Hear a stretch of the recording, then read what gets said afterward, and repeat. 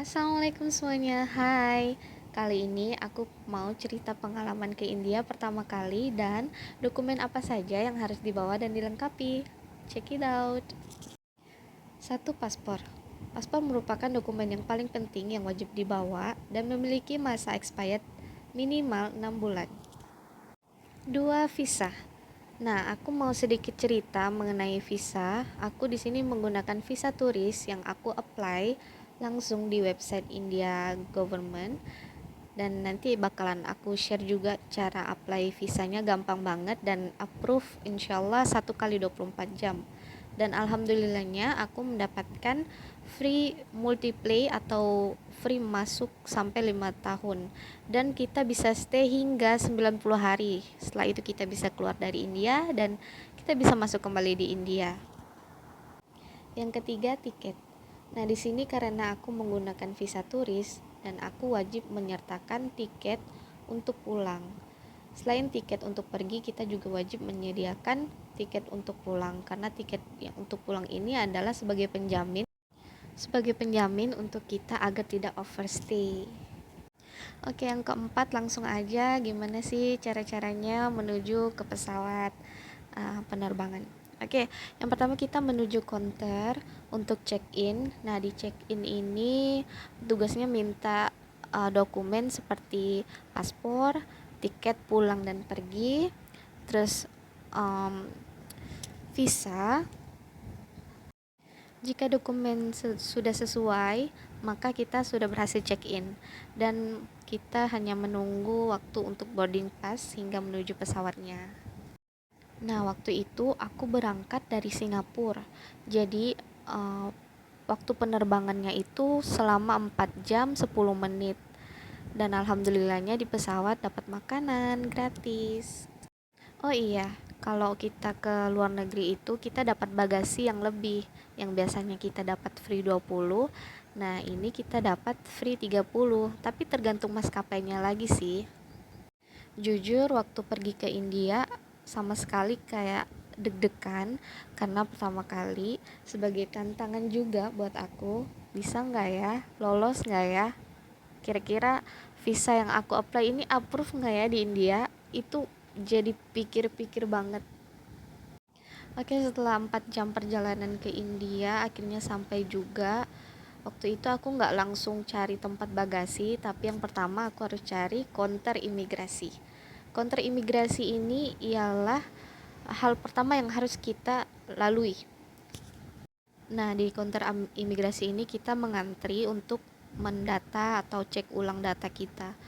Di counter ini kita dimintai dokumen seperti kita waktu mau check in, seperti paspor, KTP, itu kita sertain juga tiket pulang dan pergi, sama arrival card yang bakalan kita isi manual di sebelum kita pergi ke counter imigrasi. Biasanya kalau misalnya kita nggak dapat itu arrival card, kita bisa minta sama petugas di imigrasi.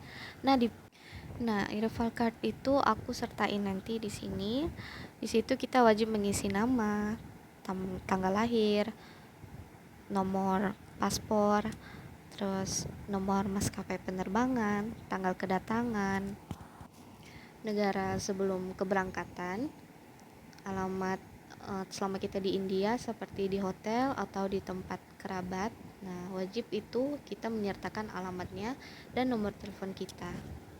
Setelah itu tanda tangan dan kita berikan ke petugas. Nah, di sini petugas meminta kita untuk scan 5 jari. Bisa itu telunjuk, jempol, pokoknya 5 jari. Dan kita foto itu harus kelihatan seluruh muka. Ini part yang paling bikin deg-degan dan kita wajib menjawab dengan tegas. Jangan canggung, jangan bikin petugasnya kita bohong. Kita harus jujur sejujur-jujurnya. Oke, waktu itu petugas bertanya, alamat yang kamu tuju itu alamat siapa? Aku jujur itu adalah alamat ibu mertuaku. Petugas bertanya lagi, kamu menikah dengan orang India? Saya menjawab ya.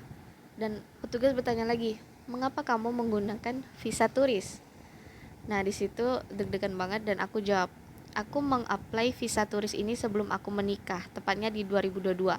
Dan aku menikah di 2023. Dan alasan aku untuk kedatang ke India ini supaya bisa mengurus visa keluarga. Makanya saat ini aku menggunakan visa turis. Oke, saat itu petugasnya masih belum membolehin aku masuk, masih ingin menggali lagi informasi dari aku kayaknya. So, petugas nanyain, suami kamu mana? Kenapa datang sendirian? Saya datang sendirian karena suami saya tidak bisa ikut dikarenakan kerja dan tidak bisa mendapatkan cuti karena sudah dapat cuti saat menikah. Dan petugas menanyakan lagi, kerjaan suami kamu apa? Dan saya bilang bla bla bla bla.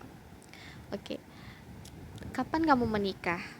Saya bilang tanggal sekian, bulan sekian, tahun sekian. Oke.